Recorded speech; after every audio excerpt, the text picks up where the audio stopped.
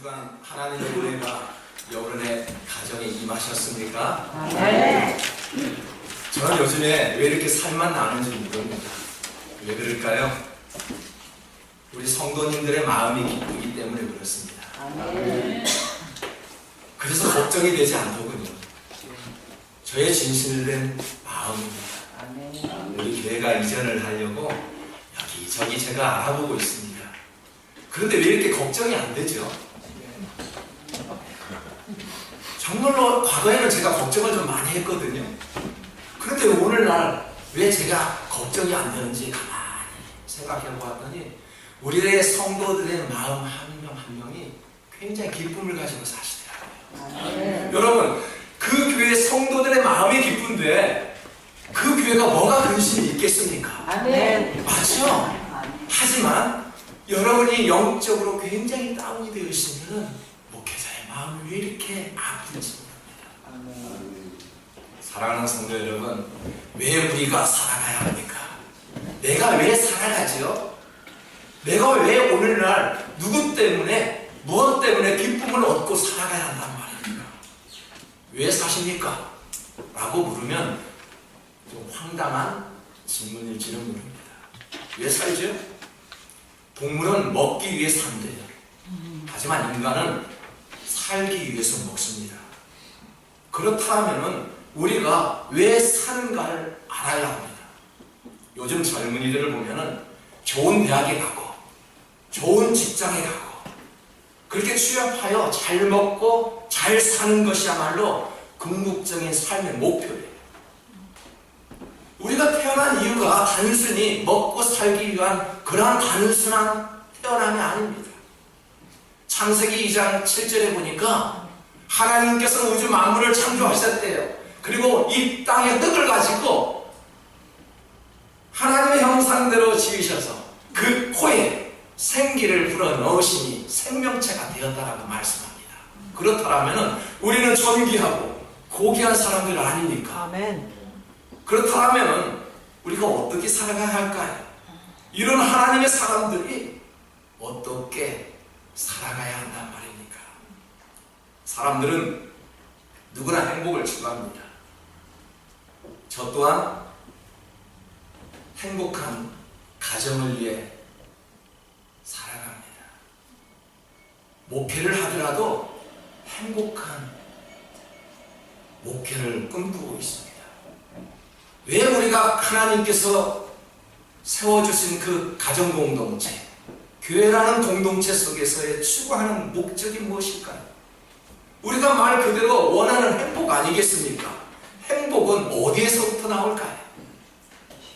하나님께서 우리에게 무언가의 목적으로 하나님의 형상대로 지으시게 하셨는데 그 형상을 닮아가는 인간의 목적이 무엇이란 말입니까?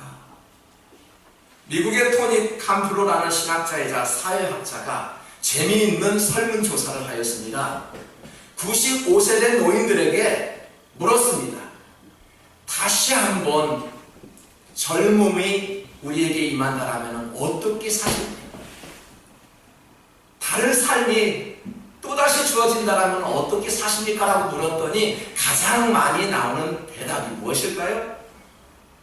반성하며 살겠다. 노인분들에게 한번 물어보십시오. 한번. 다시 한번 젊음이 있다라면 어떻게 사시나요?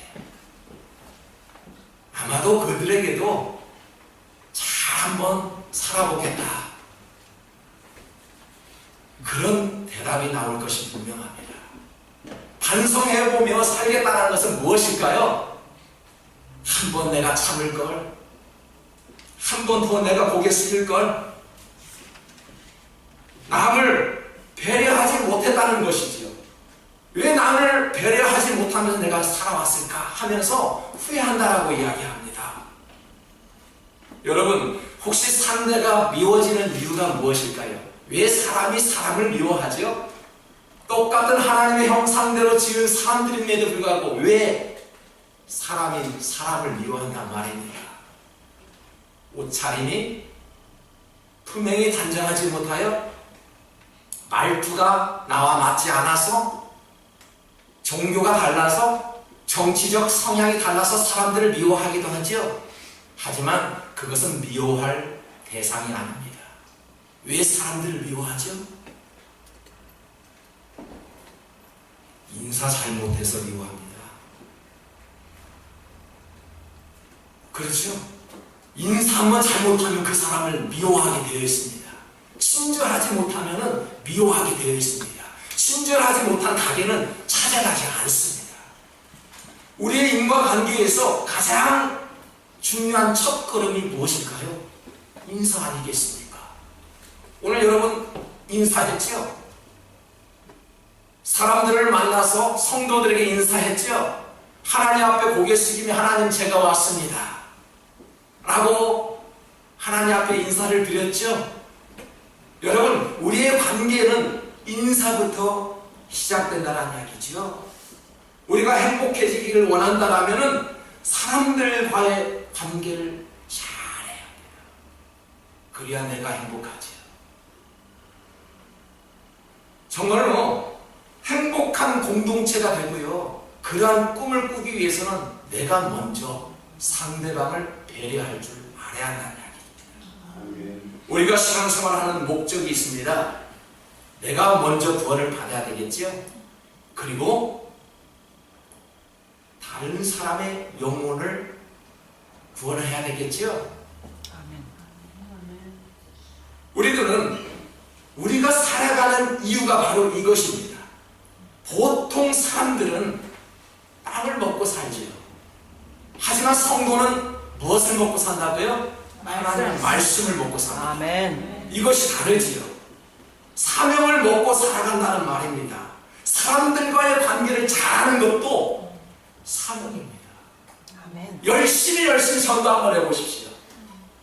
전도해서 이 자리가 가득 차고 넘쳐나 보십시오. 인사 한번 잘못하면 다 떠나버립니다.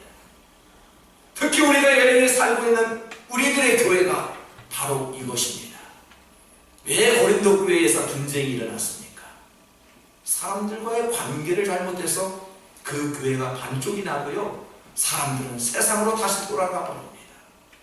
여러분, 전도 잘하는 것, 전도상도 주기도 합니다. 하지만 새 가족들이 들어오면 그분들에게 친절해야 합니다. 전도 아무리 해보십시오. 내가 친절하지 않고 인사 못하는데 어떻게 교회가 부흥되고요, 하나님의 말씀 가운데 살아간다라고 말할 수 없지 않겠습니까? 예수님은 사명을 위해 살아가셨습니다. 정말로 예수님은 맡겨진 사명을 위해 살아갈 때 십자가 상에서 다 이루었다 라고 말씀을 하였습니다. 이것이 무슨 뜻일까요? 하나님의 뜻을 이루었다라는 이야기입니다. 세상에 사는 동안 임무를 완수했다라는 이야기입니다. 오늘 본문 32절에 한번 볼까요? 내게는 너희가 알지 못하는 먹을 양식이 있느니라 라고 말씀합니다. 너희가 알지 못하는 양식이 무엇일까요? 일하지 않고 먹을 수 있었던 것이 만나였지요. 옛날 이스라엘 백성들이 하늘에서 내려오는 양식을 먹고 살았습니다. 만나는 일하지 않고도 공짜를 먹을 수 있었던 그런 이러한 양식이었지요. 오늘 이와 같은 말씀이 왜 등장했을까요? 왜 오늘의 본문이 등장했을까요? 본문 앞에는 사마리아 여인이 나옵니다. 사마리아 여인이 누구라고요? 지금 살고 있는 남편도 두 번째도 아니고 세 번째도 아니고 여섯 번째 남편과 살고 있었습니다. 그러니 동네 사람들이 그 여인과 함께 하지 않았습니다. 누구도 관심이 없었던 그런 여인이었습니다.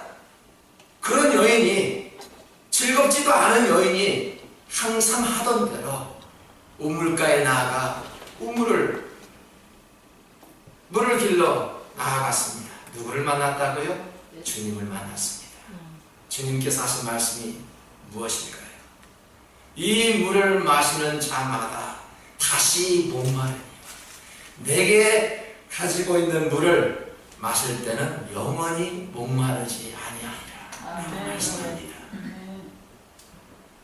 그 우물의 물을 마시면은 다시 목이 마른대요.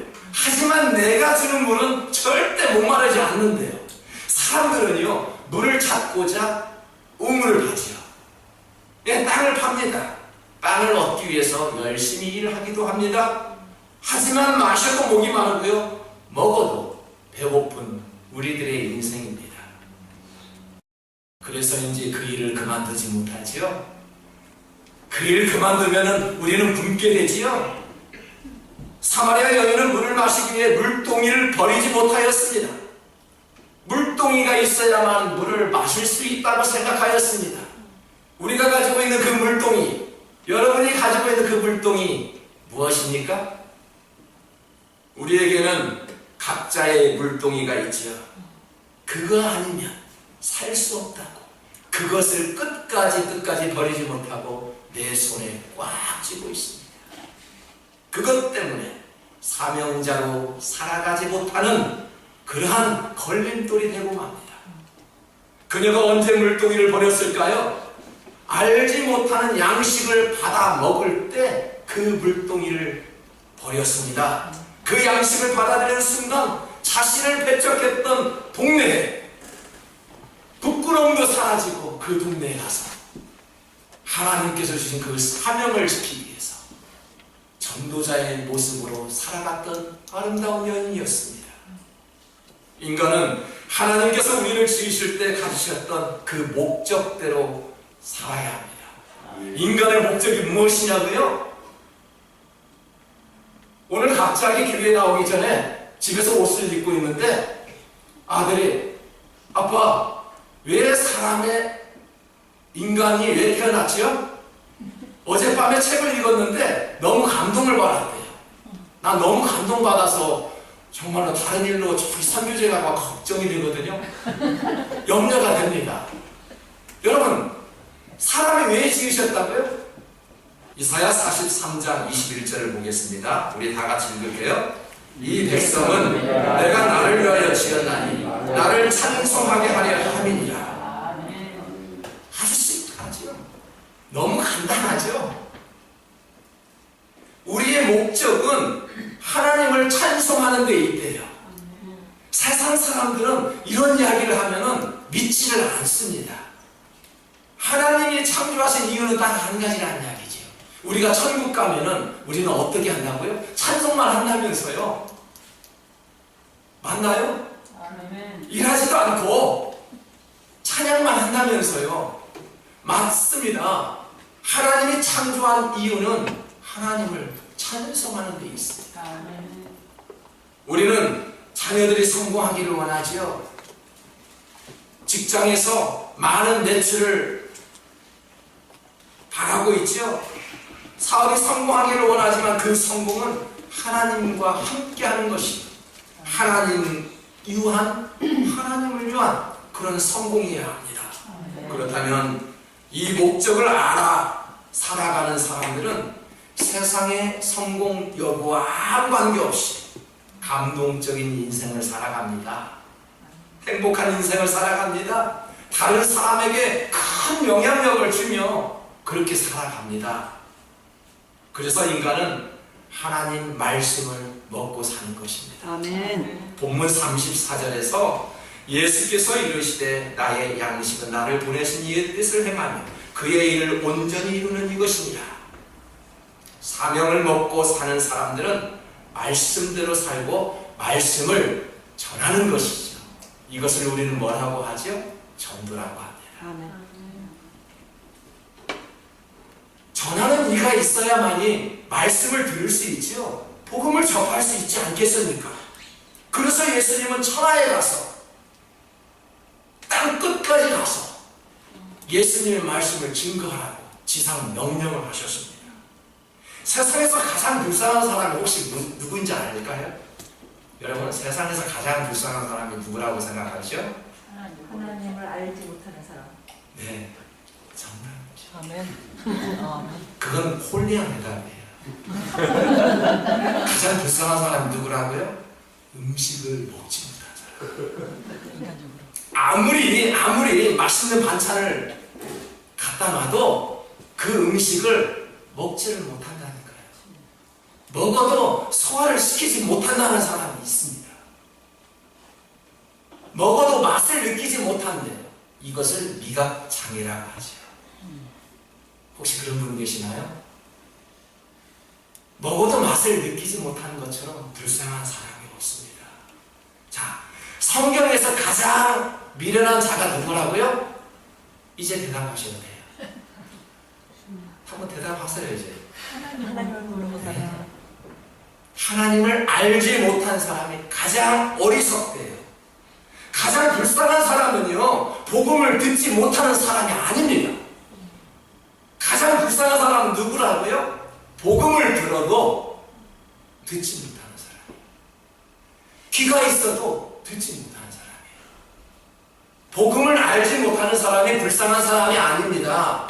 복음을 들어도 귀가 있어도 그 복음대로 살지 못하고요, 복음을 듣지 못하는 사람이 불쌍한 사람이라는 것입니다. 음식을 먹어야 육이 산다면서요. 말씀을 먹어야 영이 사는 것입니다. 우리는 흔히 육신의 건강을 위해서 좋은 것을 먹습니다. 하지만 영이 건강하기 위해서는 어떻게 해요? 말씀을 먹어야 합니다. 에스겔은 말씀이 적힌 두루마리를 먹었습니다. 에스겔 3장 3절에 보니까 내게 이르시되 인자야 내가 내게 주는 이 두루마리를 내 배에 넣으며 내 창자에 채우라 하시기에 내가 먹으니 그것이 내 입에서 달기가 꿀 같더라. 저도 꿀을 좀 많이 좋아하거든요. 커피를 마실 때 꿀을 넣으면 참 좋습니다. 정말로 우리 꿀이라는 것은 인간의 몸에 좋은 영양분을 제공하기도 하지요. 그런데 에스겔은 이 두루마리를 먹었더니 꿀과 같이 달대요. 정말로 두루마리의 진정한 가치를 알면은 이 말씀이 꿀과 같아요.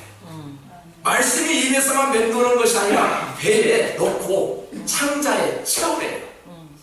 참 이렇게 심하게 이렇게 말씀하시는 것 보니 얼마나 답답하셨을까 하는 마음으로 이렇게 심하게 배에 넣고 창자에 넣어서 잘 소화해낼 때 꿀처럼 단 하나님의 말씀이 우리에게 임한다는 사실을 기억하시기 바랍니다. 현대인들은 말씀을 먹으라면 이해가 안 갑니다.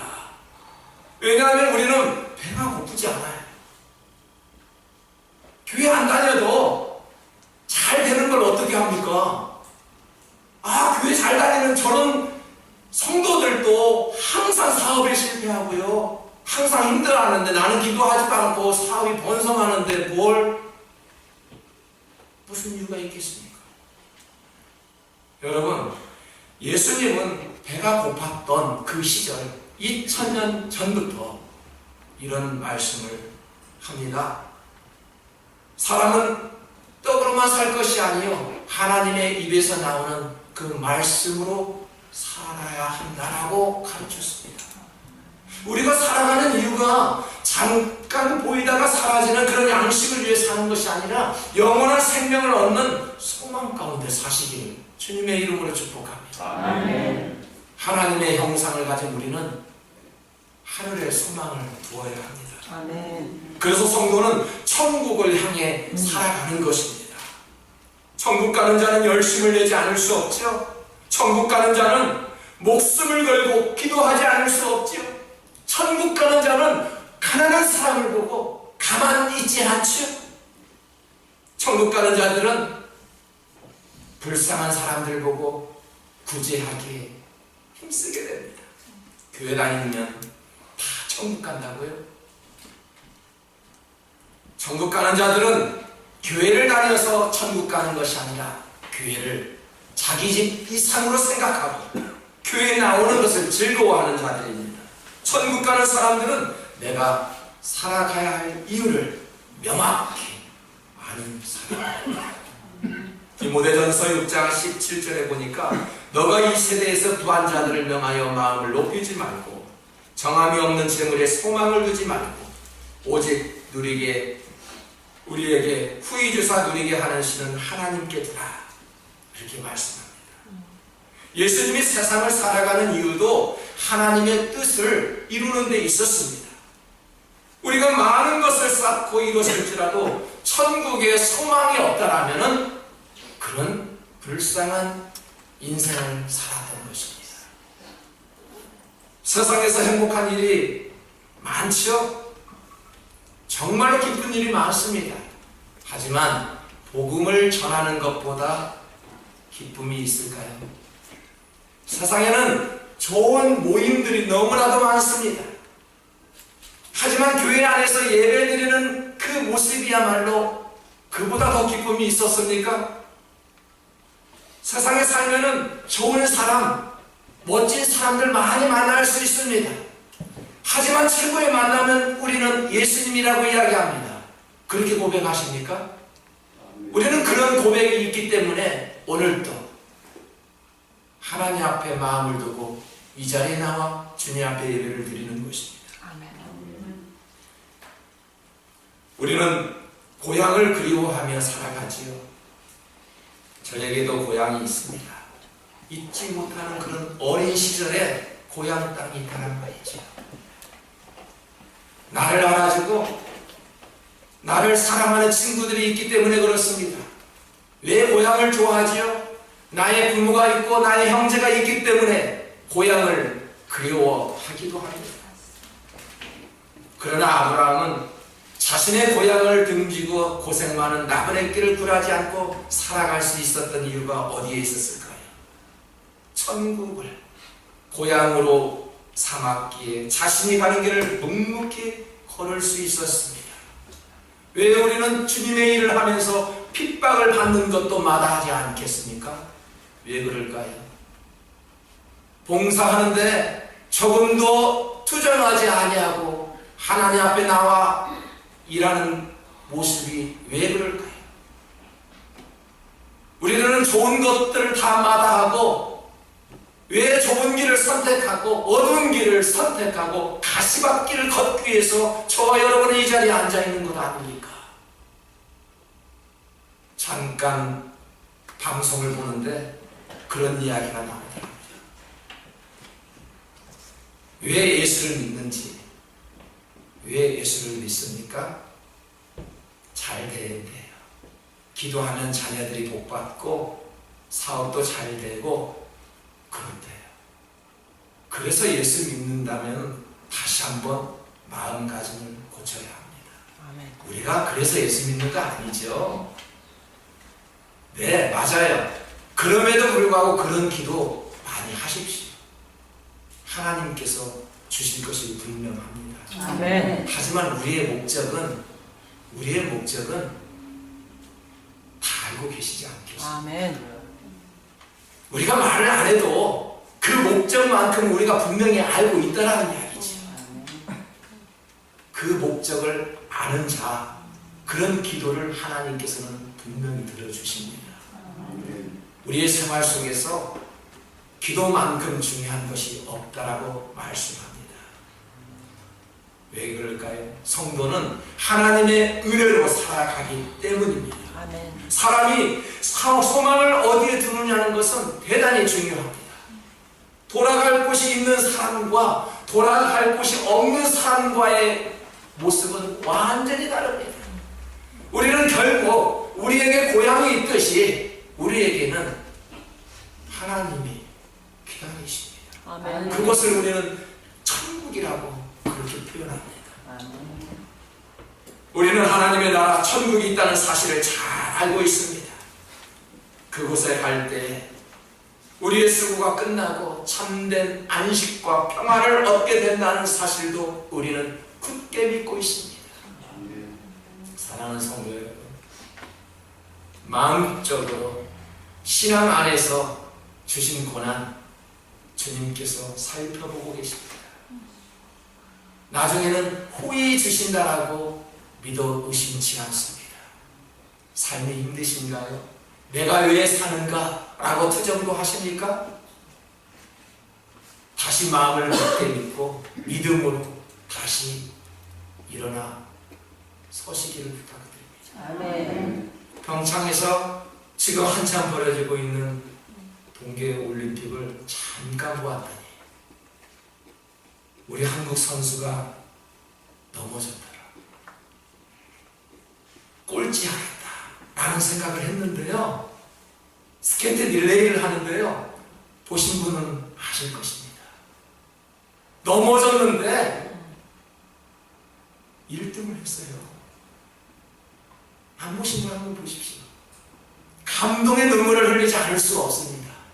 왜 저럴 수 있을까? 우리는 오뚜기처럼 넘어지다가도 그 일어날 수 있는 힘은 어디에서 주어진다고요? 하늘에서 주어지는 것이죠. 아멘. 일어나십시오. 왜 실망하십니까? 왜 나는 안 된다고 말합니까? 왜 나는 항상 이 모양입니까? 라고 자신을 스스로 치고 있습니까? 일어나십시오. 할 수 있습니다. 아멘. 교회가 열악하다고요? 환경이 열악하다고요? 믿음 하나면 충분합니다. 아멘. 그래서 마음이 기쁘게 됩니다. 아멘. 사랑하는 성도 여러분, 여러분의 얼굴을 배우니 정말 행복하게 보입니다. 그래서 우리 교회가 행복한 교회가 될 수 있는 그런 희망이 있다는 얘기죠. 아멘. 어떠한 곳에서도 불하지 않고요, 믿음 안에 회복되시기를 주님의 이름으로 축복합니다. 아멘. 우리 다 같이